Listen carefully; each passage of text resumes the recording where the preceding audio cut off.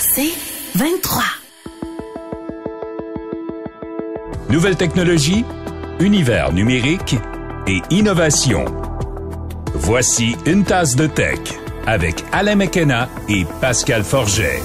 Bonjour tout le monde, bienvenue à un nouvel épisode d'Une tasse de tech. Alain McKenna ici avec Pascal Forget. Salut Pascal. Bonjour Monsieur McKenna, toujours un plaisir de vous parler.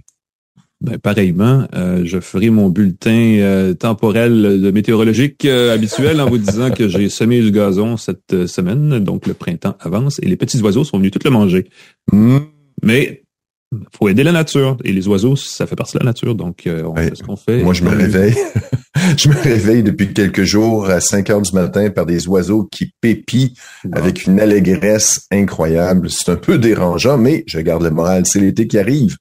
On va saluer nos partenaires pour 2024 pour le podcast Une tasse de tech. TELUS, Plan Hub, Hello Darwin et Planet Hoster, l'hébergeur québécois qui héberge ton site et mon site, Alain. J'en suis très fier. Connexion rapide, service incroyable.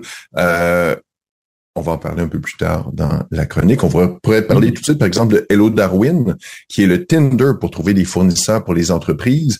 Hello Darwin se spécialise dans l'obtention de subventions pour la transformation numérique de votre entreprise au travers du Canada, du Québec, partout dans le monde. Si vous leur demandez, vous avez besoin d'aide financière pour réaliser vos projets, Hello Darwin va vous aider à trouver les bons partenaires, les bons contacts et toutes les subventions auxquelles vous avez droit. N'hésitez pas. Hello Darwin, c'est la référence pour tous vos projets de développement numérique. hellodarwin.ca, allez jeter un coup d'œil tout de suite. hellodarwin.com, je m'excuse, hellodarwin.com, jetez tout de suite un coup d'œil sur leur site. Exact, allez voir ça. En parlant de Plan Hub, on reçoit Nadir Marcos, le grand patron de Plan Hub, tantôt pour parler d'une bonne nouvelle, une rare bonne nouvelle, parce que c'est vrai qu'on a tendance à chialer beaucoup sur le secteur du sans-fil, mais les prix baissent, mesdames, messieurs, et c'est vrai, et il y a moyen d'en profiter. On vous donne tout ça tantôt en entrevue avec Nadir. Ça fait partie des nombreux sujets qu'on va aborder cette semaine, incluant, on va parler de la NASA, Pascal, 2 fois plutôt qu'une. On va sur la Lune, on va dans l'espace, on va parler de TikTok. Y aura-t-il un TikTok dans 9 mois? Ouh! Est-ce que ça va changer nos vies? Ouh! Pas de TikTok, que vais-je faire de mes soirées? Ah non! Je vais devoir tenir mon téléphone dans une autre position. La publicité sur téléphone sans fil, d'ailleurs, on en parle parce qu'il y a des fournisseurs qui pensent qu'il y a moyen de sauver des sous comme ça. Il y a 2 nouveaux iPads qui s'en viennent, on a des petites rumeurs, on va vous faire le condensé de tout ça. On a une imprimante, ma parole, tout à fait étonnante. Je sais pas si c'est aussi un appareil photo, c'est un peu étrange ce machin. Oh, c'est un petit combo, Alain, d'appareils photo Instax et d'imprimante qui permet de faire des photos à développement instantané. C'est voilà. Vraiment chouette, Alain. On va parler de port USB-A, de port USB-C, de port HDMI et de DisplayPort après ça. Hein? Ça, c'est quelque chose. DisplayPort, ça, on met ça en bannière. Ça m'a ressorti complètement d'un autre monde. Je pensais que ça existait plus, mais non, ça existe encore. Et apparemment, à juste titre, ce qui me fait flabbergasté, pour le dire en bon franglais. Mais avant tout ça, parce que c'est même pas tout, on a nos espressos de tech, n'est-ce pas, bien tassés, bien serrés, à commencer par, je vous disais, on allait parler de l'espace. La sonde Voyager 1 a été mise à jour. Elle est rendue loin, là, Voyager 1. Non, c'est quand même pas quelque chose qu'on fait avec un Wi-Fi, là. Ah oui, c'est une sonde qui a été envoyée en 1977, il y a 46 ans, qui a traversé le système solaire, qui est rendu dans une zone en dehors du système solaire. C'est quand même délirant. Pour dire, ça prend 22 heures et demie communiquer avec la sonde pour envoyer un message. 22 heures pour envoyer le message à la vitesse de la lumière. 22 heures et demie pour que le message revienne. On a réussi à mettre à jour le système d'opération de la sonde Voyageur 1. Il y a une puce qui avait arrêté de fonctionner. Alors, ils ont reprogrammé pour déplacer les informations dans d'autres puces. Dans un des 3 ordinateurs de bord, il y avait un petit problème. C'est complètement débile parce que tout ce temps-là pour mettre à jour une sonde qui a été lancée en 1977, moi, cette semaine, j'ai configuré le nouveau iPad de ma mère à distance. Puis je pense que ça a pris plus de temps que ça. C'est parallèle habile que tu fais là. Non, mais je sais, j'ai tellement ri quand j'ai vu ça, 22 heures et demie pour envoyer la mise à jour. Je me dis, c'est drôle, c'est le temps que j'ai l'impression d'avoir passé au téléphone avec ma mère que j'aime d'amour. Il n'y a rien de plus horrible que de faire une mise à jour à distance pour quelqu'un qui a oublié son identifiant, oublié son mot de passe, c'est ce qui rend les choses plus compliquées. Là, t'es au téléphone, puis tu décris qu'est-ce qui se passe. Puis là, t'entends taper, puis t'entends brasser, puis là, qu'est-ce qui se passe? Qu'est-ce qui est affiché à l'écran? Et là, elle commence à te lire les textes du vous devez vous inscrire à Apple pour les conditions. Oui, et ça. Non, maman, t'as pas besoin de me dire ça. Fais juste dire OK. C'est tellement drôle. Le support technique, c'est la magie de l'informatique moderne. Ouais. Parce que si c'est simple, ça serait pas évident. C'est ça. En vidéo, c'est un peu plus vite. Ça irait mieux de faire la mise à jour des sondes comme Voyager si seulement il y avait du réseau cellulaire partout dans l'intergalactique. Et mais c'est vrai, il va peut-être avoir bientôt un réseau LTE sur la Lune parce que la NASA a demandé à Nokia, l'équipementier finlandais, de déployer sur la Lune, sur le pôle sud de la Lune, là où s'en va la mission Artemis, un réseau LTE pour que justement les sondes et que les autres appareils puissent facilement s'intercommuniquer entre eux. Ça va être fait avant la prochaine phase d'Artemis. Là, on est rendu à Artemis 3, je pense, qui nous mène à la fin 2025, mais d'ici là, il va y avoir ce déploiement qui, j'imagine, va être automatisé d'une antenne LTE sur la Lune. J'ai hâte de voir les frais d'itinérance là-bas, qu'est-ce que ça va donner. Ça risque de coûter une petite facture salée. Aïe. Mais plus terre à terre, Pascal, on change de nouvelles. On a appris cette semaine que ByteDance s'était fait donner par Joe Biden, qui est presque le même mot, 270 jours pour soit vendre TikTok ou le fermer. Et là, on a une mauvaise nouvelle pour les accros de TikTok. ByteDance préférait fermer plutôt que vendre TikTok. C'est Reuters qui écrivait ça aujourd'hui. Ils veulent pas vendre. Je sais pas qui pourrait racheter. Je pense qu'on peut lancer les spéculations et ou les enchères à $5. Qui rachèterait ça, TikTok, tu penses? Les tabarnouches Meta. Ben, ils ont déjà leur propre machine. Ils ont déjà leur système. Ouais. Est-ce que Elon Musk serait assez cinglé pour ajouter ça à X, fusionner? On jase. Écoute, Apple, point d'interrogation, Apple, ce serait vraiment complètement ça ajouterait une corde à son arc.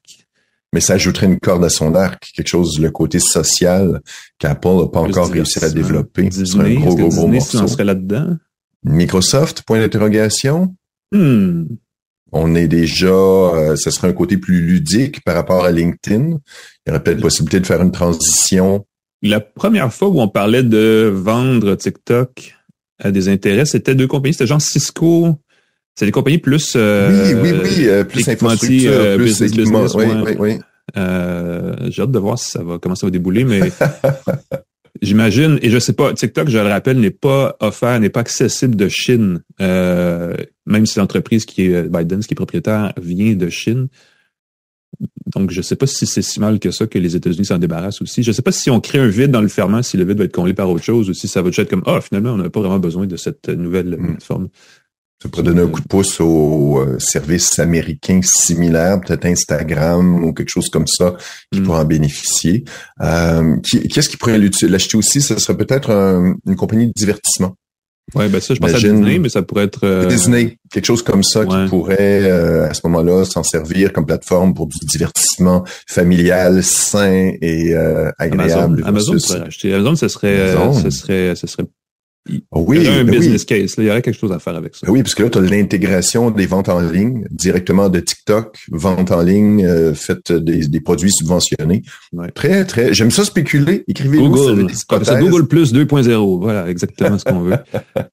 Allez savoir. Très, très drôle. Je vais finir sur Google rapidement parce que on a appris cette semaine que Motorola et Verizon aux États-Unis testaient l'intégration d'une application qui s'appelle Glance, qui est une application qui existe déjà sur Android, mais qui permet, et là je mets des guillemets sur permet, parce que ça sonne comme si c'était le fun, mais qui affiche en fait de la publicité sur l'écran verrouillé des téléphones Android, tandis qu'il ne fait rien là, tout seul sur la table. Et ce serait une façon évidemment de générer des revenus sur des téléphones qui dorment. Les téléphones, un peu comme, quoique moins apparent, mais comme les voitures qui passent 95% de leur vie utile à ne rien faire, alors qu'on les achète à 100%. Les téléphones ont beaucoup de moments morts dans leur journée aussi, pendant lesquels on pourrait, parce que là maintenant les écrans de téléphones un peu plus haut de gamme sont toujours allumés, n'est-ce pas, sont always on, comme ils disent en anglais. On peut afficher des choses là, comme par exemple de la publicité, n'est-ce pas? Et c'est ce qu'on essaie avec Motorola et Verizon. J'ai pas vu les chiffres, je sais pas à quel point qu'est-ce que ça représente en termes de montant, est-ce que ça permettrait de donner des téléphones plutôt que les vendre? Mais si vous pensez qu'on en a fini avec la publicité, non. Il y en a toujours plus, c'est toujours plus partout. Donc, ça continue dans ce sens-là. Et j'imagine la distraction d'avoir mon téléphone qui affiche des publicités pendant que je le pose. Encore une fois, les gens sont distraits. Beaucoup de gens, je ne conçois pas qu'ils désactivent pas les notifications. Là, ça fait ping, ping, ping toutes les 3 secondes. Mais si en plus, il y a des publicités qui viennent nous distraire, comment ces gens-là peuvent travailler, étudier, réfléchir seulement? Je trouve ça horrible. Mais ça peut coûter moins cher. Oh! Ah, la publicité, partout. Je les regarderai pas. Je regarderai pas les publicités. Puis... Tourne ton téléphone à l'envers. C'est ça, mais ça serait assez fou pour que ça détecte que le téléphone, que quelqu'un est devant le téléphone ou non. Si la caméra est activée, ça pourrait détecter que tu es devant ou non et là, afficher une pub. Et peut-être même en fonction de la personne qui regarde. Mais... Il y avait je sais pas si c'est Glance, mais il y a 1 an ou 2, il y avait une application comme ça qui avait été lancée qui générait des revenus publicitaires basés sur le moment où le téléphone n'est pas utilisé. Et cet argent-là allait à financer des organismes environnementaux, sociaux, tu sais, qui aidaient vraiment à régler des problèmes au sens très large. Évidemment, si c'est pour à des fins comme ça, charitables, c'est bien, mais si c'est pour faire vendre plus de choses qu'on n'a pas besoin d'acheter, c'est une autre conversation. Écoute, il y avait l'application qui permettait aussi de calculer, d'analyser des signaux de sondes pour voir s'il y avait des extraterrestres, de faire des calculs. C'est à la maison, ben oui. Qui permettait de faire ça dans son téléphone. Mais le problème avec ces services-là, puis c'est un autre truc qui est à considérer, c'est que si on affiche des trucs, si on fait du calcul en arrière-plan, ben c'est le processeur qui travaille, c'est de l'énergie. La pile soit va diminuer, ou bien non, ben on va utiliser, on va drainer la bande passante, on va drainer les capacités de notre téléphone plus vite. Puis on va dire pourquoi le téléphone, la pile, ça décharge vite. Voilà. Détecte des extraterrestres. Ça, et voilà, c'est la fin des espressos. J'ai même plus de café en même temps. Signe que c'est pas des farces. Pour passer aux vraies actualités de la semaine qui sont pas mal plus costaudes, en tout cas j'espère. Mais avant de parler des actualités, on va parler de notre partenaire pour l'actualité InfoBref, que vous connaissez sans doute, qui est un moyen simple et gratuit de connaître chaque matin l'essentiel des nouvelles de la journée, des nouvelles importantes. Essayez ça, c'est une infolette qui tombe dans votre inbox le matin. Ça prend 3 minutes à lire, c'est un vrai plaisir. C'est gratuit en plus, infobref.com, vous pouvez vous abonner. C'est gratuit, je le dis. Quand c'est gratuit, il n'y a pas de publicité qui s'affiche avant ni après. Peut-être dedans, j'ai pas regardé, mais je pense que c'est quand même un bon. C'est vraiment bien.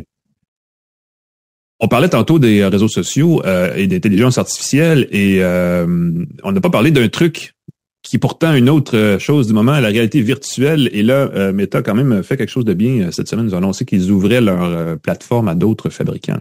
Oui, leur système Meta Horizon OS. Ah, c'est comme ça qu'il s'appelle. OK. C'est Meta Horizon OS. Le système d'opération va être ouvert aux tierces parties. D'autres entreprises vont pouvoir l'utiliser. En ce moment, on parle d'Asus, de Lenovo. On va même créer un casque Quest Xbox Cloud Gaming. Ouf. Ah oui. Quest Xbox Cloud Gaming. C'est tout un nom pour un casque. Bien hâte de voir ça. Je me demande qu'est-ce que ça implique pour le casque HoloLens de Microsoft. Le casque HoloLens de Microsoft a déjà son système d'opération, j'imagine basé sur Windows. Je sais pas à quel point il est adaptable pour le jeu parce que c'est vraiment axé très en entreprise là, et aussi dans l'armée américaine, je crois, si je me trompe pas. J'en ai acheté plusieurs. Est-ce que ça voudrait dire que Microsoft utiliserait le Meta Horizon OS dans une prochaine version? Ben, écoute, je veux dire ceci, je me rappelle pas des HoloLens, mais le système Quest, c'est un système basé sur Android. On peut sideloader des applications, d'ailleurs, Android sur le casque, à condition que ce soit compatible, évidemment, là, mais ça reste que c'est un système qui est peut-être que HoloLens aussi, son logiciel est basé sur, je suis pas sûr qu'ils appellent ça une version de Windows dans un sens ou dans l'autre. Non plus, j'ai un flou artistique dans ma tête. Mais il y a Asus, Lenovo, il y a d'autres fabricants qui vont se joindre. Je sais pas si c'est le début du décollage officiel de la réalité virtuelle, par contre, parce que ça reste toujours en suspens un peu, là, mais. Ben oui, parce que le casque Vision Pro, je pense qu'il n'a pas eu le succès qu'on imaginait. Ce que je comprends que les ventes stagnent, ou du moins qu'il n'y a pas d'enthousiasme, il n'y a pas de nouveaux développements, il n'y a pas d'application incontournable pour le casque Vision Pro. Alors, je comprends que du côté de Meta, on essaie de se préparer à dire, bon, ben, tout le monde utiliser notre système d'exploitation, ce qui va permettre d'avoir des horizons partagés entre différents manufacturiers, entre des jeux Xbox et le casque Quest, les casques de Meta. D'autres manufacturiers pourraient lancer leur propre version du casque. Donc, ça permettrait d'ajouter des casques plus coûteux, moins coûteux, plus performants. En tout cas, créer de l'innovation dans le domaine et peut-être faire jaser davantage tout ça dans le Meta Horizon OS. Et là, à partir de là, ça devient peut-être moins alléchant si on investit beaucoup dans les applications, dans les services du Meta Horizon OS, de passer au casque d'Apple. C'est peut-être là que ça va devenir une belle résistance. À suivre, définitivement. Parlant de gadgets, qu'on se demande donc si ça va décoller comme marché. On en a parlé il y a quelques semaines déjà. Samsung joue avec la possibilité de lancer sa propre bague connectée, son propre anneau connecté, le Galaxy Ring. Et les rumeurs continuent d'aller bon train de ce côté-là. Ça s'en viendrait là, de façon imminente. C'est l'affaire de quelques semaines, mois. Parfait pour l'été. Là, ce sera un beau produit annoncé pour les vacances d'été, enregistrer votre activité physique, et ainsi de suite. En fait, c'est surtout pour le sommeil. Il y a des situations où porter une montre ou avoir un autre appareil sur soi est peut-être pas super commode. Donc, un anneau comme ça pourrait faire la job. On en a parlé aussi de l'anneau Oura, qui est un bon précurseur, qui fait un excellent suivi du sommeil. Donc, ça pourrait être un peu le même genre d'application. Et là, ce qu'on a appris, selon les rumeurs, c'est qu'il n'y aurait pas seulement un Galaxy Ring, mais il y en aurait 9 versions. Et là, ce qui est pas clair, c'est que est-ce qu'on parle de 9 versions, de 9 tailles de bagues différentes, ou est-ce qu'on parle de 9 déclinaisons avec différentes capacités techniques? J'imagine que c'est 9 tailles. Ben, ce serait normal, et c'est sûr qu'il va être offert en différentes tailles, parce qu'il n'y a pas 2 doigts pareils, j'imagine, je sais pas exactement, mais on sait qu'il y a des numéros de série, des numéros de modèle qui pourraient correspondre aux tailles de bagues 5 à 13. Vous savez, c'est toujours comme ça qu'on calcule la dimension des bagues. Sauf qu'il y aurait 8 versions comme ça. Il y aurait un ou deux numéros de série dans la série qu'ont trouvé des gens là, sur le forum Galaxy Club, qui est un forum des Pays-Bas européens. Il y aurait donc au moins un numéro de série qui ne serait pas nécessairement une taille de bague, mais qui serait une espèce de version à part. Donc, est-ce qu'il y aurait une Galaxy Ring Ultra? Avec un petit diamant dessus. Ouais, en titanium, plus autonomie, plus grosse, quelque chose comme ça. À suivre, mais on parle d'un appareil qui aurait une autonomie de 8 jours, peu importe. C'est une autre rumeur. Donc, c'est un appareil qui, clairement, pourrait servir toute la semaine. Et on dit aussi qu'il aurait probablement 3 finitions différentes. Et là, j'imagine qu'on pourrait penser à noir, argent et or, ou noir, c'est le noir brossé. Ouais. Argent, c'était l'alu, ou peut-être or et or rose, dépendamment de, je sais pas, là, ça dépend pas mal, c'est une question de mode. Ça va faire jaser parce que c'est très, très petit. Une bague, c'est quand même un bijou. C'est ça, faut que ça convienne. Effectivement, il y a un aspect très important de ce côté-là. Oui. À suivre. Parle-nous un peu de l'intelligence artificielle de Meta. La recherche sur les services de Meta n'est plus ce qu'elle était là depuis cette semaine. Ben oui, je sais pas si tu l'as découvert. Moi, je l'ai découvert par surprise. J'ai démarré Messenger, j'ai vu qu'il y a un nouveau bouton qui était là. Meta AI qui apparaît maintenant. On n'a plus besoin d'amis, Alain. Dans Messenger, on peut jaser avec on peut parler avec. On peut jaser avec l'intelligence artificielle de Meta. Quoi bon à parler à des humains? Pourquoi? Ils sont plates, les humains. Ils répondent pas, ils font pas de blagues. Ouais. L'intelligence artificielle de Meta s'installe dans Messenger, Facebook, Instagram, WhatsApp. Pour l'instant, c'est en anglais seulement. Petite déception, je lui ai parlé en français, il m'a dit non, désolé, je comprends pas encore les langues. Ça utilise le modèle de langage Llama 3, Llama avec 2 L, qui est assez performant. J'ai eu du plaisir, j'ai posé des questions. C'est mobile first. J'ai été surpris, là, la fameuse approche mobile en premier, parce que ça fonctionne d'abord dans le téléphone. Si je regarde les conversations dans mon ordinateur de Messenger, je ne vois même pas les messages. Il y a des messages que je vois pas. Ce qui est le fun, c'est qu'on peut générer des images et elles sont surprenantes parce qu'on peut les animer si on désire. Donc, on peut demander, dessine-moi une tasse de tech qui fume et puis boum, il va l'animer. Ça peut faire un beau logo.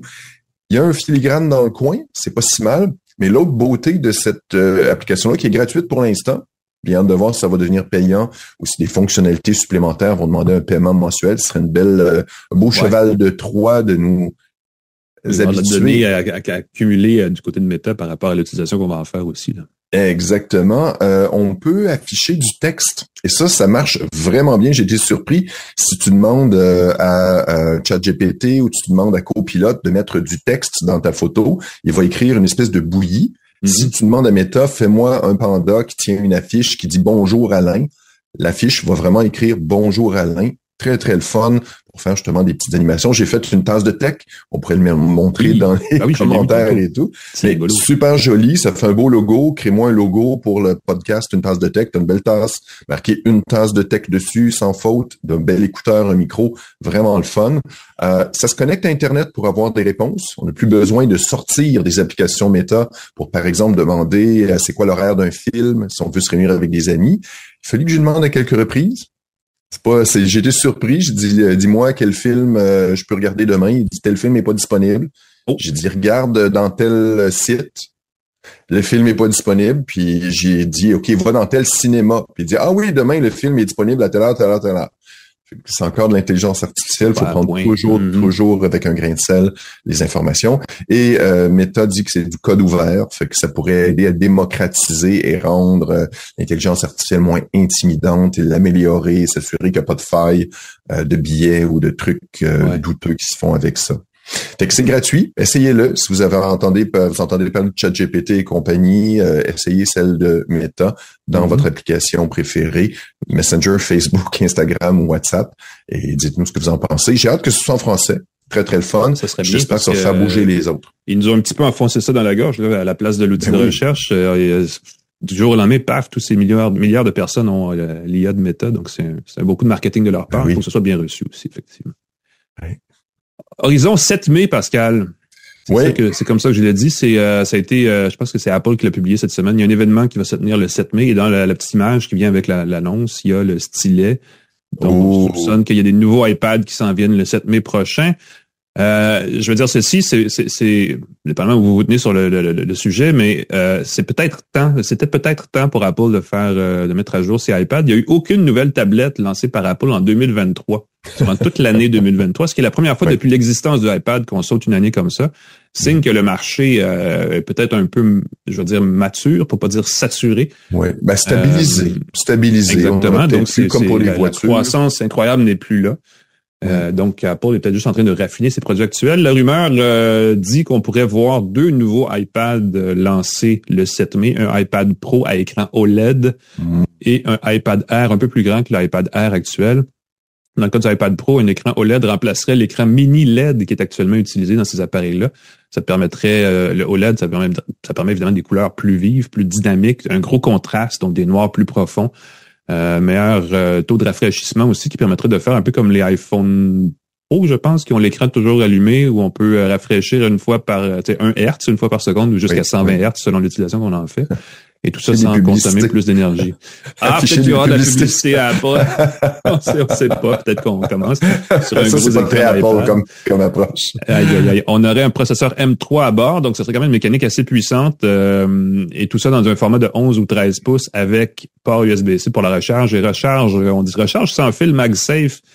Et là, j'arrive pas à figurer si c'est l'espèce de machin magnétique derrière l'iPhone qu'on pourrait remettre sur un iPad, mais ça m'apparaît, c'est une rumeur dont je doute un peu, mais allez savoir. Évidemment, on vendrait l'iPad Pro avec les accessoires, sinon comme le clavier magique là, et ces affaires-là pour en faire un appareil qui remplace l'ordinateur personnel. Et je connais pas grand monde qui utilise ça comme remplacement d'ordinateur personnel, mais ça doit exister quelque part. C'est pratique, ça dépanne, mais c'est jamais aussi naturel, fluide qu'à d'avoir un Mac ou un PC, peu importe. Du côté du iPad Air, il y aurait une version de 12,9 pouces qui s'ajouterait à une version à 10,9 pouces. On aurait un processeur M2 un peu moins puissant. L'idée, c'est de pas cannibaliser l'iPad Pro non plus, mais ça serait quand même l'iPad Air se situe à mi-chemin entre l'iPad tout court et le Pro. Là, c'est une espèce de version quand même relativement chouette, mais pas de base nécessairement. Il y aurait une nouvelle caméra sur l'iPad Air avec un flash, chose que les tablettes d'Apple n'avaient pas avant. Est-ce que ça permettrait d'éclairer pendant les conférences vidéo, d'avoir mais le flash est vers l'arrière, donc je sais pas si c'est pour... bon sang! Écoute, je vois pas l'application.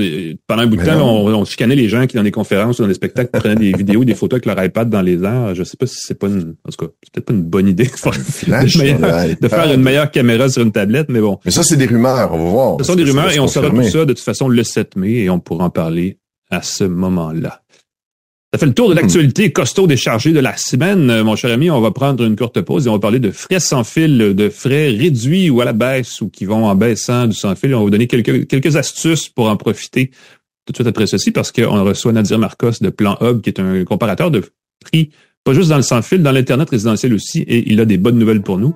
Donc restez avec nous, ça se continue tout de suite après ceci à Une tasse de tech.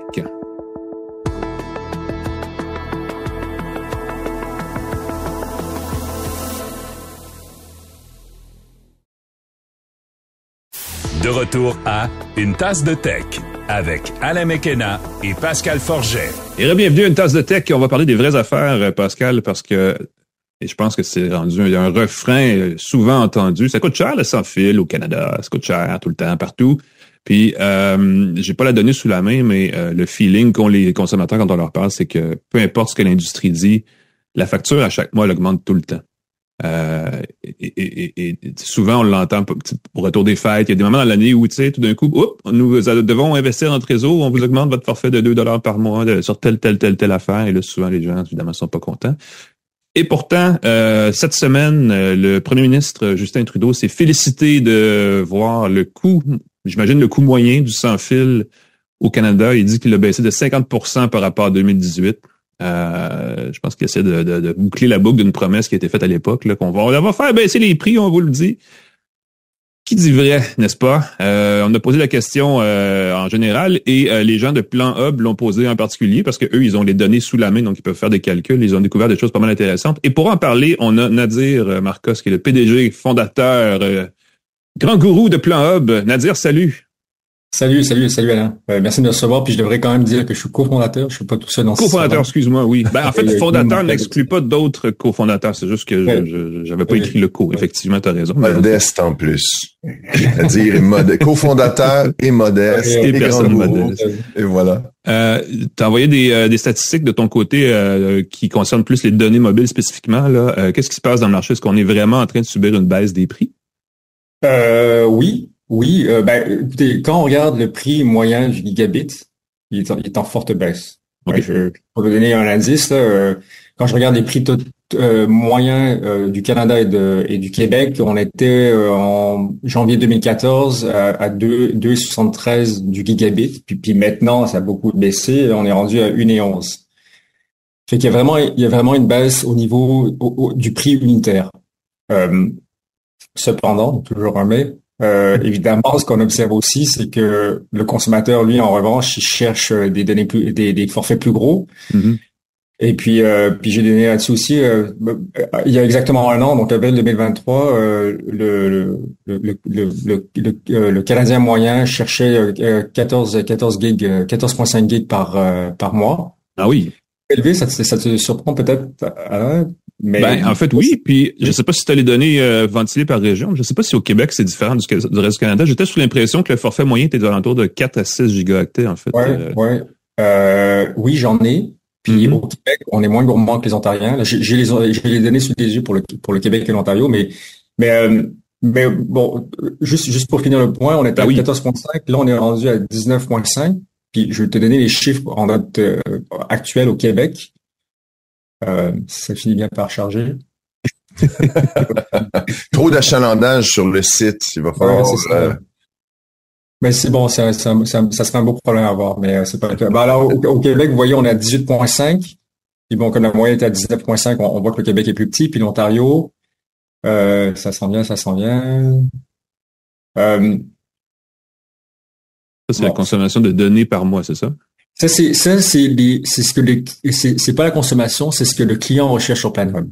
OK. Ce qu'il recherche. Ouais, c'est sa perception de ses besoins. Mm-hmm. Ça, c'est une phrase lourde de sous-entendu parce que ce dont on pense avoir besoin et ce dont on a réellement besoin, souvent, c'est différent. D'ailleurs, ça amène les gens à acheter des Hummer alors qu'ils pourraient acheter une Civic du côté automobile.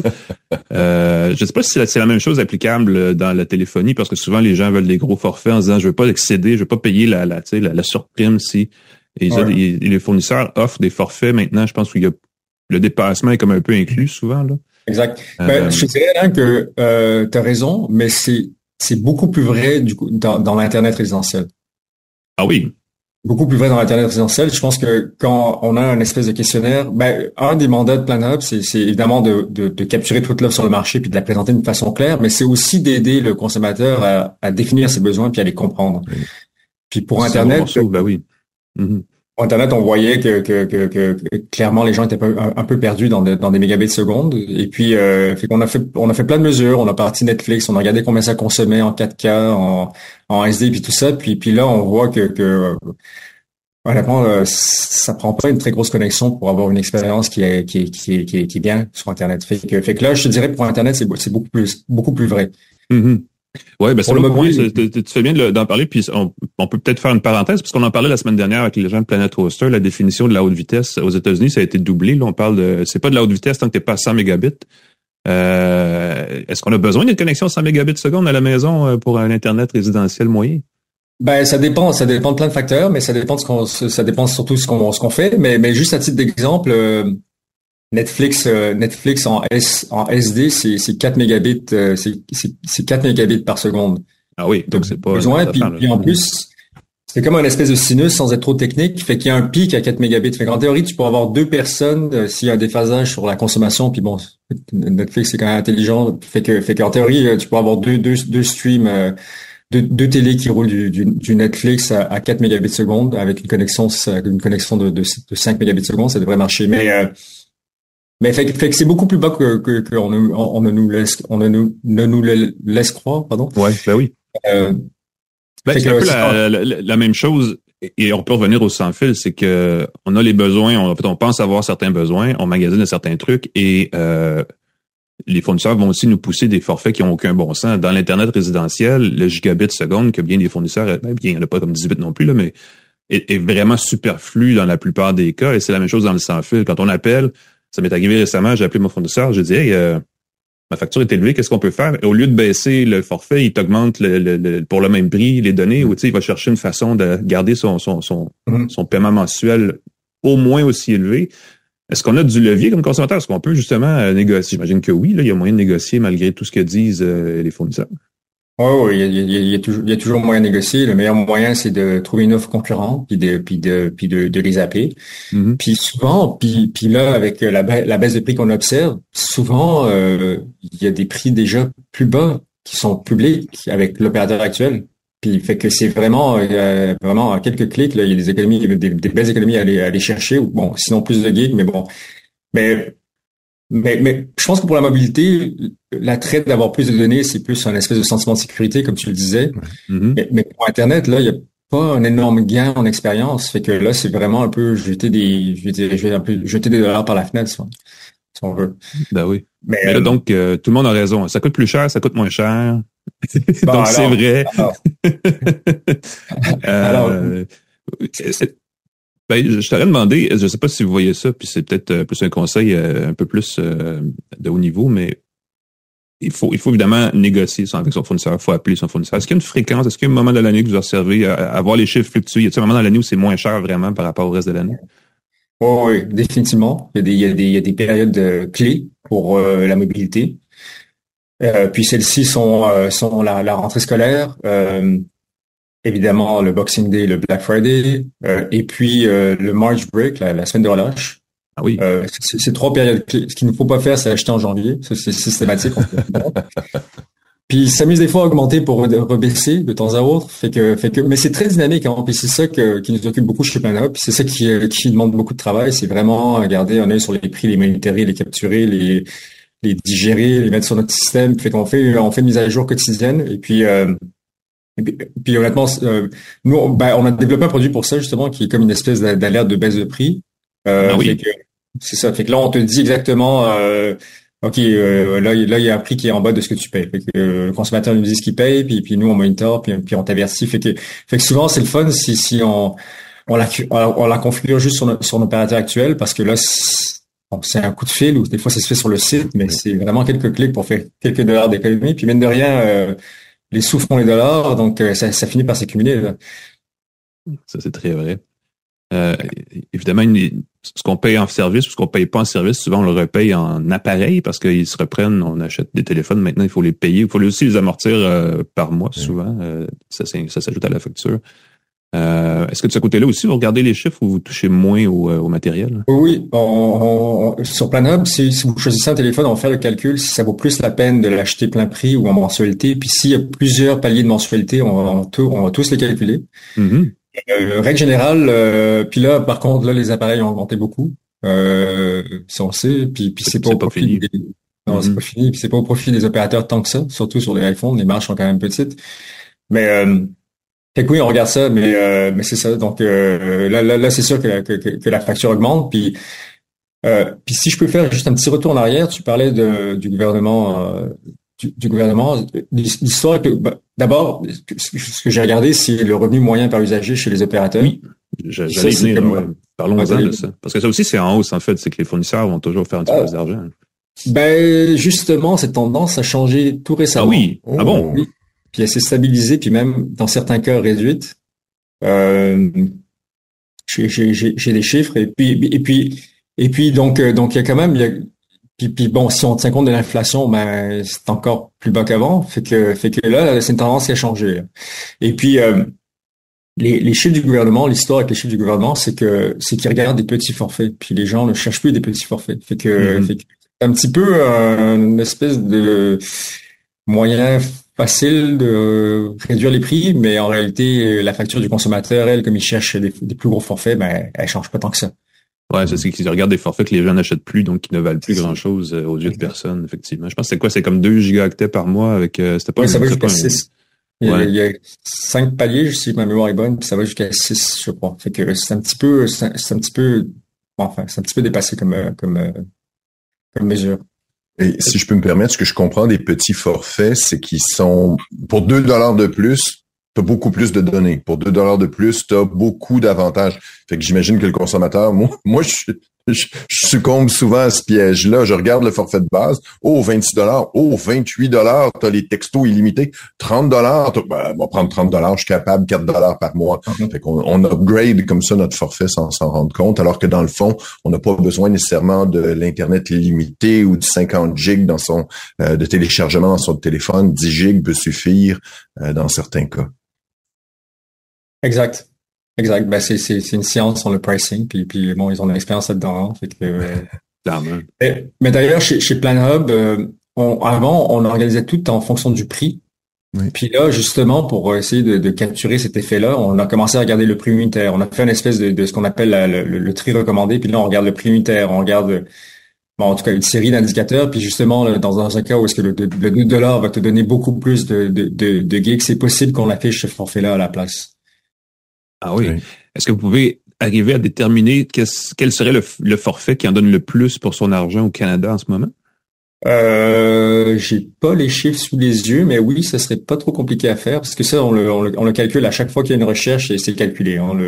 Ah oui, OK. Il n'y a pas comme une grande ligne, genre voici ce qui est possible. Ça fluctue beaucoup dans le temps, mais j'imagine que plus qu'on a de données dans notre forfait, moins le gigaoctet unitaire, disons, revient moins cher, là. Exact. Puis c'est pour ça que le prix unitaire descend, c'est ça. Il y en a beaucoup plus pour à peu près le même prix, fait que c'est ça. Est-ce qu'on doit remercier l'avènement de la 5G? Moi, c'est la question parce que, en fait, c'est drôle parce qu'on parlait d'Internet haute vitesse tantôt. Tu sais, quand on a un Internet résidentiel, on magasine sa bande passante, mais dans le sans-fil, ils nous donnent, on magasine pas. On peut pas juste dire, moi, la LTE faisait mon affaire, je vais pas aller plus loin. Là, on a de la 5G, puis j'ai vu apparaître sur mon téléphone récemment 5G+. Ouais, moi aussi. Sans expliquer trop c'est quoi, mais j'imagine que c'est une bande passante plus généreuse, ça fait consommer plus de données. Ultimement, c'est un peu, sans être un piège, c'est un peu une façon de faire évoluer les besoins des gens. Est-ce que c'est ce qui explique la baisse du coût des données mobiles? Ben, je saurais pas te dire, mais je pense que c'est plus des dynamiques de marché, personnellement, mais sur ça, ce qui est quand même nouveau dans le monde du sans-fil, c'est qu'on parlait jamais de vitesse avant. Mm-hmm. Et puis là, il y a certains opérateurs qui en parlent, qui l'affichent, qui en font la promotion, puis il y a des forfaits où est-ce que la vitesse est plafonnée, puis il y en a d'autres où est-ce que la vitesse est un peu plus haute, puis fait que c'est quand même nouveau dans le vocabulaire un peu du côté sans fil. On parlait toujours de la bande passante, pardon, pas de la bande passante, mais de la quantité de données, mais là on commence à parler de la bande passante. Donc ouais, on a joué sur les mots en offrant des services illimités, donc on peut parler effectivement ensuite de vitesse parce que ça, dans un certain niveau, ça plafonne et on réduit la vitesse, mais quand même, ça s'améliore.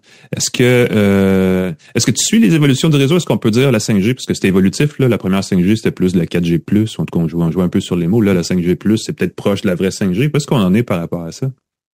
Honnêtement, je suis pas tant que ça. Non, OK. Non, on a une map sur le site des antennes pour aider les gens à savoir quels opérateurs sont comme disponibles au chalet et compagnie, mais non, je dois dire que à ce niveau-là, je suis pas trop Okay. Mais la couverture, en général, tu peux dire qu'elle est, tu peux donner un aperçu sur le site de Plan Hub. Oui, c'est ça. Okay. On a dessus, puis on a la qualité des antennes, on a ce que les antennes émettent, mais c'est pas sur le site en ce moment, mais ça pourrait être intéressant de mettre, effectivement. Je pense que ça peut peut-être devenir un enjeu. Honnêtement, on l'a pas trop regardé parce qu'on n'a pas eu d'écho de nos consommateurs qui nous posaient des questions sur ça. Fait que, ouais, c'est un enjeu.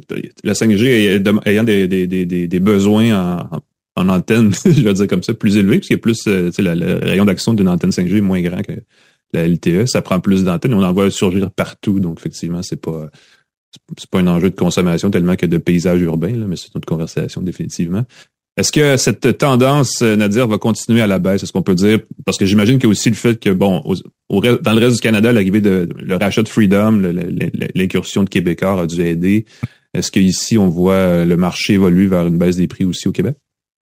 Oui, pour le moment, la tendance est assez claire. Elle tend à baisser. J'imagine qu'il y a un seuil, fait que ça va finir par se stabiliser. Là, c'est très dynamique en ce moment. Puis effectivement, comme tu le disais, Alain, Freedom a quand même brassé les cartes dans le reste du Canada. Puis nous, on l'a observé. Puis fait que c'est quand même des bonnes nouvelles pour le consommateur canadien. Ça commence à faire un peu plus de sens qu'à l'époque. On est loin des forfaits étrangers, on est loin des forfaits qu'on peut trouver en Europe ou en Asie où on a une vitesse incroyable et des forfaits à quelques dollars par mois au lieu de nos 25-30 dollars par mois. C'est sûr. Ouais, c'est certain la petite révolution eSIM aussi, je pense qu'il commence à faire un peu de son effet, probablement. Oui, exact. Puis ça, je pense que ça va aider aussi à faire baisser les prix parce que mine de rien, que quand on rend un peu plus facile le changement d'opérateur, ben ça les encourage un peu plus à compétitionner. Puis à ce sujet-là, justement, il y a beaucoup plus de Canadiens qui changent d'opérateur qu'à l'époque. Il y avait des chiffres sur ça, je pense que du CRTC, je pense qu'en 2017, c'était autour de 15%, puis là, on est rendu à 25% en 2023. Donc là, il y a vraiment une tendance, puis je pense que la eSIM va juste contribuer à ça, parce que ça permet de changer d'opérateur en quelques secondes. Oui, sans avoir à sortir la petite puce, puis attendre d'en avoir une autre, ou aller en acheter une autre, ou peu importe, effectivement. Ouais. C'est bien ça, des bonnes nouvelles. Écoute, on va en profiter quand il y en a qui passent comme ça, on les prend. Puis de toute façon, ben tu l'as dit, Nadir, si les gens ont des questions, ils ont qu'à consulter planhub.ca, qui est votre site, en fait, le comparateur de forfait, pour le sans-fil, mais aussi pour l'Internet, si je comprends bien. Oui, exact. Puis d'ailleurs, oui, tout à fait. Puis planhub.ca. Puis pour le eSIM, on a un autre produit pour le eSIM de voyage qui s'appelle SIMCode. Oui, super le fun. C'est pratique. Et puis, oui, c'est ça aussi. Et puis, là, il y a quand même des belles économies à faire quand on voyage. Fait que je suis très d'accord. Je l'utilise quand je vais à l'étranger, les eSIM tout le temps parce que ça revient beaucoup moins cher. Et comme les gens, si vous êtes comme moi, vous êtes en train de planifier vos vacances de la fin de l'été, c'est peut-être le moment de regarder ces choses-là aussi, définitivement. Alors voilà, c'était les bonnes nouvelles dans le monde du sans-fil, brought to you by Plan Hub. Nadir Marcos, donc PDG et cofondateur, je l'ai bien dit, de Plan Hub. Merci d'avoir été avec nous. C'était très intéressant, très instructif aussi, définitivement, sur ce qui se passe dans le sans-fil. Merci à vous de m'avoir reçu, puis c'était un plaisir. Merci. Fait plaisir à nous aussi. Nous, on prend une très courte pause et on revient avec nos gadgets de la semaine. Restez avec nous à une tasse de tech.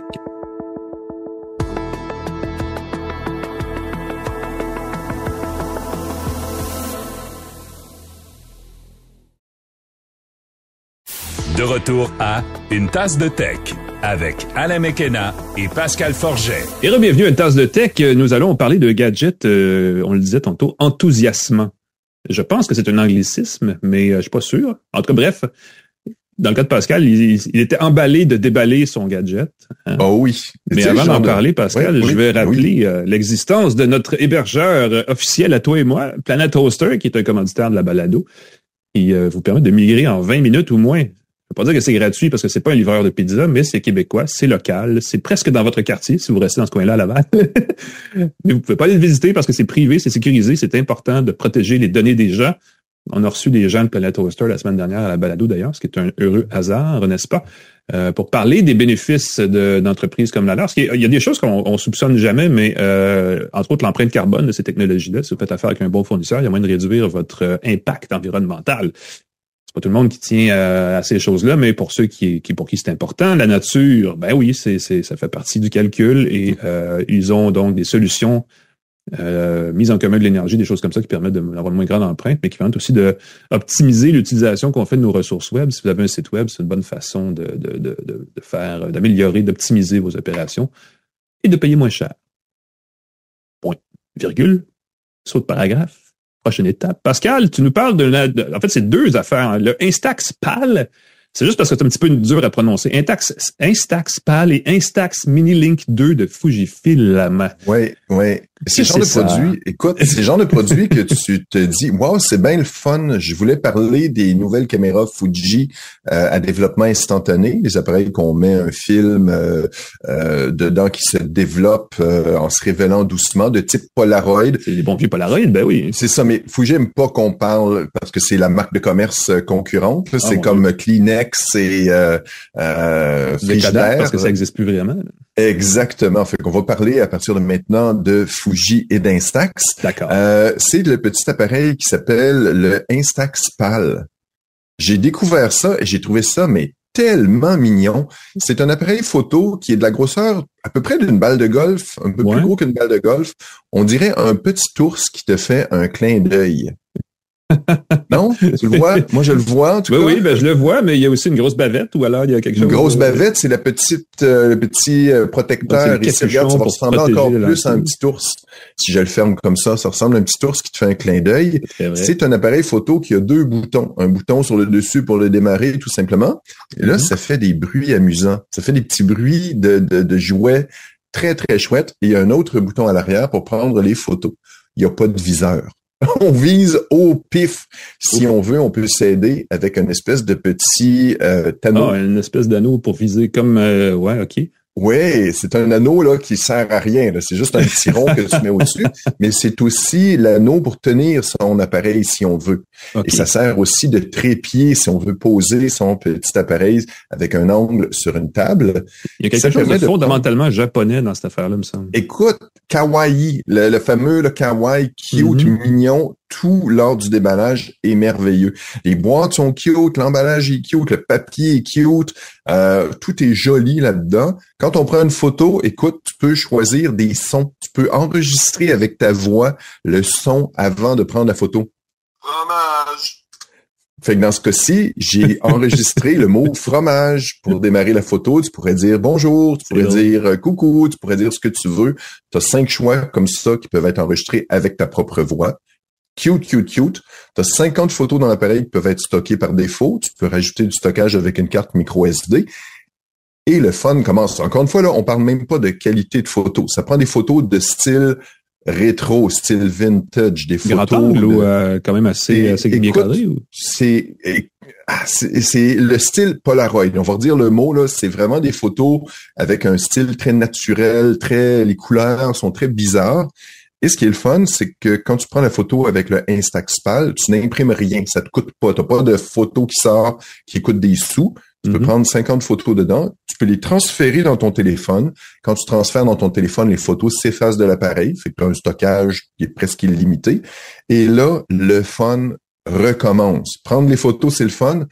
Travailler tes photos, tu as une application super jolie qui permet de recadrer ta photo, ajouter des filtres, ajouter des petits bonhommes par-dessus. Écoute, tu peux même numériser, par exemple, un panneau arrêt-stop, prendre le arrêt puis le coller sur ta photo en superposition. Tu peux prendre des logos, tu peux prendre des choses comme ça. Les possibilités, tu peux dessiner avec la lumière. Tu peux décider de prendre une photo et de dessiner avec la lumière sur ta photo. Et là, tu peux, si tu veux, l'envoyer à tes amis, la partager, ou encore l'imprimer, ou plutôt la faire développer avec l'imprimante Instax Mini Link 2. C'est une petite boîte, ça est gros comme la paume de ma main, un peu plus gros que la paume de ma main. Petit portefeuille. Super joli, encore une fois, très élégant, très bel appareil. On démarre, Avec l'application dans son téléphone, on choisit la photo qu'on veut imprimer et on va pouvoir l'imprimer ou plutôt la faire développer. Ça prend des cartouches de film Instax qui coûtent environ $1 par photo. Souvent, c'est en promotion. Des fois, c'est un peu plus, des fois, c'est un peu moins, mais calculé au moins $1 par photo. Et là, la photo se développe instantanément. C'est pas une imprimante, c'est un film qui se révèle. On a toujours le réflexe de les secouer. Je sais pas pourquoi. Il semble que ça change absolument rien. Ben oui.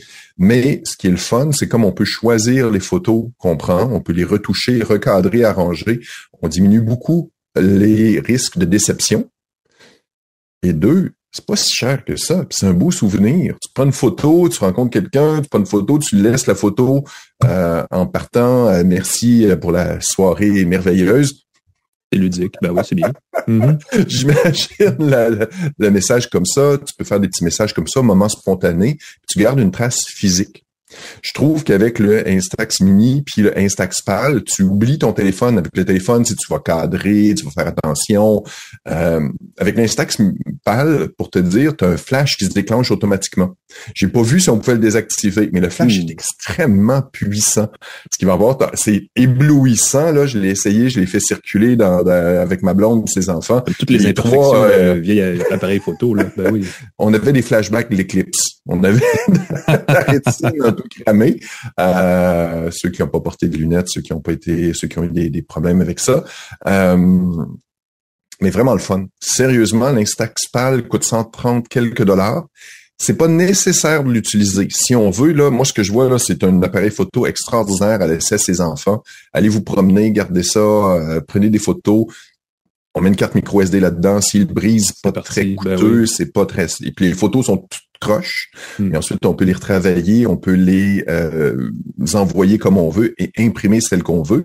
Si on veut, on peut seulement installer l'application, on peut seulement acheter l'imprimante à photo. Et là, avec l'application dans son téléphone, on peut prendre des photos avec son téléphone et là, les imprimer comme on veut. Fait que si on veut juste le côté impression instantanée avec un film à développement instantané, c'est possible. Le Instax Mini Link 2. Et encore une fois, vous avez toutes les options qui permettent d'ajouter plein de petites... c'est vraiment là l'équivalent de ce qu'il y a dans les arcades au Japon. Dans les espèces d'arcades au Japon, tu as des kiosques à photos. Puis je voyais les jeunes là, qui prenaient des heures, peut-être pas des heures, mais des minutes à dessiner la photo, mettre des légendes, et ainsi de suite, puis imprimer ça. Je pense que c'est vraiment un beau gadget. Je sais pas, là, j'imagine comme cadeau. Il faut évidemment garder en tête, même l'imprimante est pas très chère, c'est 140 $ à peu près. Pour la fin des cours, là, pour les jeunes qui finissent puis qui ont un bal de finissant, des choses comme ça, petit gadget à avoir sur soi. Oui, tu gardes ça, tu prends tes photos, tu peux les imprimer, tu peux garder l'imprimante dans ta poche, puis tu peux donner des photos, hey, merci, je me souvenir de toi le reste de ma vie. Tu revois ça dans 20 ans, tu fais, c'était qui ça? Mais vraiment un beau truc. Faut garder en tête évidemment qu'il va falloir acheter des films. Il va falloir se procurer des films Instax qui sont à peu près $1 et quelques chacun pour développer. Mais c'est beaucoup de plaisir, puis t'es pas obligé d'imprimer chacune des photos que tu prends. C'est bien. Bien, ça, merci Pascal. Je vais aller pour ma part d'un endroit, je veux dire un peu plus sérieux, mais plus geek. Une autre place techno dans la maison, n'est-ce pas? On va aller directement dans le bureau, parce que j'ai essayé, j'ai reçu et j'ai enfin résolu un problème que j'avais avec mon ordinateur et ma station de travail à la maison. Exactement, une station d'accueil de la marque Kensington, qui est le modèle SD4880P. Kensington a plein de qualités, mais ils ont un défaut, ils savent pas nommer leurs produits pour qu'on se rappelle facilement de qu'est-ce qui est quoi. Ils ont un catalogue plein de stations d'accueil et de hubs USB, là, de ponts USB, de concentrateurs, tout ça. Malheureusement, ils ont tous des noms de modèles impossibles et celui-là, c'est le SD4880P. Bon, ça, c'est dit 2 fois, donc si vous voulez le prendre en note. Ce qui est merveilleux avec cette station-là, c'est que c'est l'ultime station de travail. C'est un concentrateur 17 en 1. Ça veut dire qu'il y a 17 façons de se connecter dessus pour une seule sortie vers l'ordinateur personnel. Je vais vous faire la liste rapidement. Il y a une fente pour carte SD, évidemment. Il y a 3 ports USB-C avec, je pense que c'est 30 watts la recharge d'énergie. Il y a 6 ports USB-A 3.0. Il y en a 4 à l'arrière, il y en a 2 à l'avant. Il y a 2 ports DisplayPort. Je vous l'avais dit qu'on en parlerait. Il y a 2 ports HDMI. Il y a un port Ethernet gigabit. Il y a des prises pour un casque et pour un microphone. Et il y a la prise d'alimentation. Tout ça ensemble dans le top de du branchement et de la connexion, on peut brancher jusqu'à 4 moniteurs en simultané à une résolution de 4K et à un taux de rafraîchissement de 30 Hz. C'est pas beaucoup, 30 Hz. Disons que c'est préférable d'imaginer qu'on peut avoir 4 moniteurs HD à 60 Hz, qui est un peu l'espèce de rythme de fréquence de rafraîchissement de l'œil ou un truc dans le genre. Mais il y a d'autres. On peut aussi brancher 2, 1 ou 0 moniteur, mais on peut brancher, disons, un moniteur jusqu'à 8K à 30 Hz, mais aussi jusqu'à 120 Hz en pleine HD ou en résolution naturelle. Je vous parlais des ports DisplayPort tout à l'heure. Ça fait un petit bout de temps que sur mon poste de travail, j'alterne toujours entre un Mac et un ordinateur Windows. Et pour passer d'un à l'autre, je dois débrancher et brancher toujours 2 câbles qui étaient le câble USB-C et le câble d'alimentation pour mon moniteur externe et mes claviers, souris et patentes. Et ça fait un bout de temps que je cherchais l'alternative à un seul port. Et pour ça, ça prend idéalement, parce que c'est ça le protocole, le standard qui le fait mieux, un connecteur Thunderbolt 4. Oui. Malheureusement, les socles, les stations Thunderbolt coûtent une fortune et c'est souvent vendu strictement en entreprise pour des gens qui ont des grandes salles et qui veulent brancher plein d'affaires. Et celui-là m'offre le meilleur compromis. Et pour y arriver, parce que mon moniteur a évidemment l'écran, mais il y a aussi des haut-parleurs et un micro. Le HDMI fonctionne pas parce qu'il prend pas la fonction micro. Il n'est pas bidirectionnel. Le DisplayPort non plus. Donc, ça prend, dans son cas, pour que ça fonctionne bien, à partir de la station Kensington, ça prend un port DisplayPort et une connexion USB-C pour avoir tout ça qui sort ensuite dans le USB-C vers l'ordinateur personnel. Donc, il y a beaucoup de câbles à l'arrière, mais il y en a juste un qui sort à l'autre bout et c'est ce qui permet de brancher l'appareil de votre choix. Évidemment, ça prend un ordinateur assez récent pour alimenter tout ça. Cela dit, il n'y a pas besoin d'alimenter à partir de l'ordinateur parce que la station comme telle doit être branchée dans le mur. C'est pas une station mobile, c'est pas une station portable. Il y a un bouton d'alimentation, on peut l'allumer et l'éteindre à loisir. Donc, c'est une façon peut-être de gérer, de centraliser aussi l'alimentation de ces nombreux périphériques. Et tout ça ensuite est renvoyé vers l'ordinateur par USB-C. J'ai trouvé ça tout à fait correct de ce point de vue-là. C'est une station qui se veut sans pilote, donc sans logiciel, ça se branche, ça fonctionne. Il n'y a pas de casse-tête. Si ça fonctionne pas, ben ça fonctionne pas. Vous êtes les chances que ça fonctionne pas. Vous avez un ordinateur qui est pas trop vieux, c'est quand même assez mince. Oui. Il y a de la recharge rapide pour des appareils que vous branchez directement dans la station, un appareil mobile, votre téléphone, une tablette, n'importe quoi. Vous avez toujours une alimentation qui vient pas de l'ordinateur pour ces appareils-là aussi. C'est quand même intéressant. Le boîtier comme tel, tu l'avais dans les mains, Pascal. Moi, j'ai juste la boîte parce qu'il est présentement branché sur mon setup d'enregistrement, donc je peux pas vous le débrancher. Ça va tout faire planter, mais l'appareil est gros à peu près comme ce qui était un disque dur externe à une autre époque. Là, il est pas compact, mais il est pas gros non plus. Sauf que il peut devenir encombrant à la longue et il n'est pas portable. C'est pas quelque chose que vous allez mettre dans votre sac de travail et partir en voyage avec parce que c'est pas commode. Et aussi, il faut le brancher dans le mur pour qu'il fonctionne. C'est pas juste un pont USB mobile comme il y en existe là, parce que justement il faut qu'il alimente ses nombreuses connexions. Donc, mais quand même résistant, robuste. Vous allez l'installer, là, vous allez l'oublier. Il y a des gens qui disaient qu'il chauffe s'il est trop utilisé. J'ai pas vécu cette situation-là. J'ai pas eu à brancher 4 moniteurs externes. Mais il peut devenir chaud. Puis évidemment, il y a beaucoup d'informations, d'électricité et d'énergie qui passent dedans, donc c'est pas impossible. Donc, le garder dans un endroit peut-être plus aéré n'est pas une mauvaise idée. Mais c'est effectivement assez simple et il n'y a pas de casse-tête à savoir. Les ports qui sont dessus fonctionnent tous. Cela dit, n'a pas de port Thunderbolt, ça reste toujours pour moi une limite. J'aurais aimé ça en avoir un, mais s'il y en a pas, que voulez-vous, c'est pas une grosse affaire parce qu'il y a moyen de contourner ce problème-là, mais quand même. Et l'appareil coûte 380 $. Je l'ai vu à 380 sur Amazon, il est 400 $ sur un des revendeurs canadiens en ligne dont j'oublie le nom. Donc, c'est pas nécessairement une aubaine, mais ces appareils-là coûtent cher. Il y a comme rien à faire. Les fameuses stations, on est passé d'une époque où, je sais pas pour vous, mais il y a 10-15 ans, quand j'ai commencé à installer mon bureau à la maison, j'avais un petit ordinateur de bureau et mon portable. Et j'avais je sais plus c'est quoi le terme en français, mais un switch. Il y avait 2 petits boutons, ça me permettait de passer d'un à l'autre. Et c'est pour jumeler, tu sais, le clavier, la souris, tout ça. Oui. Et ça n'existe plus vraiment, ces gadgets-là, où ils coûtent très cher. Le plus proche que je suis arrivé de ça, c'est cette station-là, parce que c'est vraiment ça l'objectif, c'est de faire une station d'accueil avec un seul câble pour que les gens arrivent, se branchent. Et je pense que les gens qui gèrent des salles de travail, des bureaux volants, des bureaux flottants, ont probablement ce genre de gadget-là, mais en version simplifiée pour leurs différents postes de travail. C'en est un bon pour la maison. C'est sûr que celui-là, c'est le plus équipé que j'ai vu. 17 en 1, c'est beaucoup. La plupart des gens n'ont pas besoin d'autant de ports de connexion. Mais dans le département de ce genre d'appareil-là, c'est un bel exemple. Et si vous trouvez moins cher, ça se peut que ce soit aussi de moins bonne qualité. C'est souvent ça le problème. Ça se peut que ça marche très bien. Mais il y a beaucoup de marques méconnues dans ce créneau-là qui, souvent, moi, m'ont déçu. Là, j'en ai eu des marques chinoises que personne connaît en disant, c'est seulement $80. Puis là, tu l'essayes. Malheureusement, ça fait pas tout le travail. Donc, pour en avoir essayé 4 ou 5 là, au fil de la dernière année, c'est celui-là qui, pour moi, finalement, fait la job. Donc oui, des fois, payer un petit peu plus cher, je pense que ça vaut la peine parce que ça sauve des tracas, tout simplement. Moi, j'utilise le Kensington SD 5780T que Kensington m'a envoyé.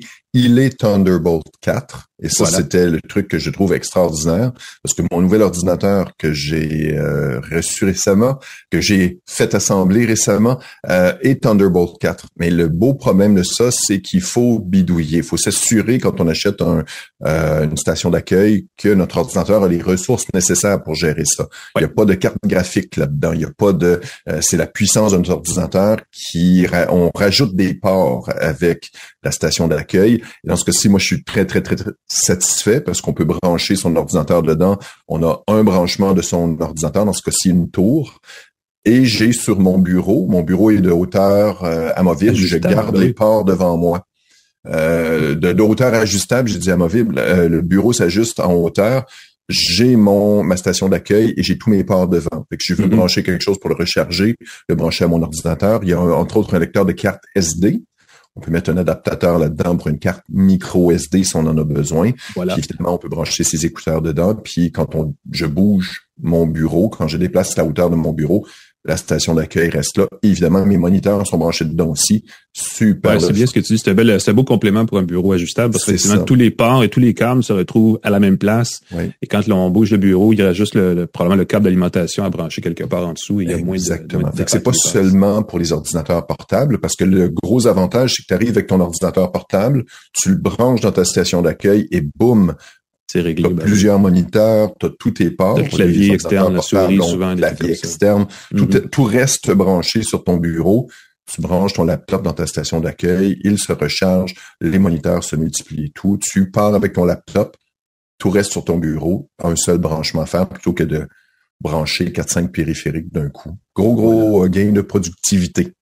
Voilà. Et alors, c'est ça. Dans son cas, Pascal, c'était le SD 5780T. Moi, c'était le 4880P. Station d'accueil SD. Ouais. Je sais pas si c'est on s'assure d'avoir les ports compatibles. Il n'y a rien de plus triste que d'arriver avec son connecteur Thunderbolt puis de réaliser que son ordinateur n'est pas Thunderbolt. Thunderbolt, c'est peut-être l'espèce de standard le plus capricieux de toutes les déclinaisons USB parce que les ordinateurs qui l'ont sont rares. Intel est rendu à Thunderbolt 5, à pousser ça, puis il y a à peu près aucun ordinateur qui a des...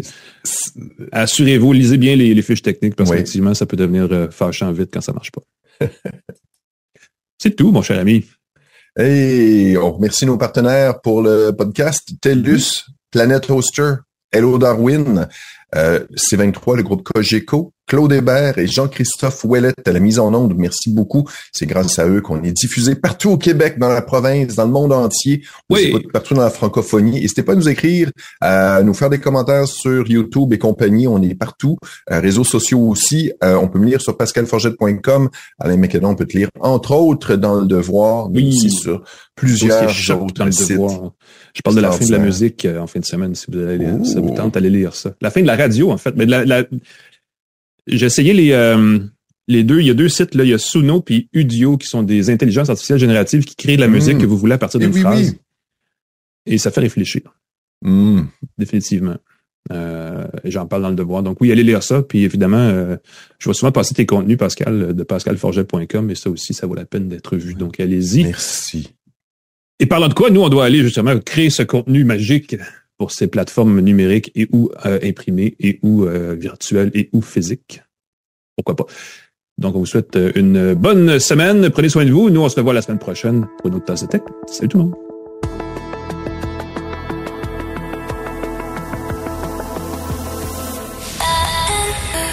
C'est 23.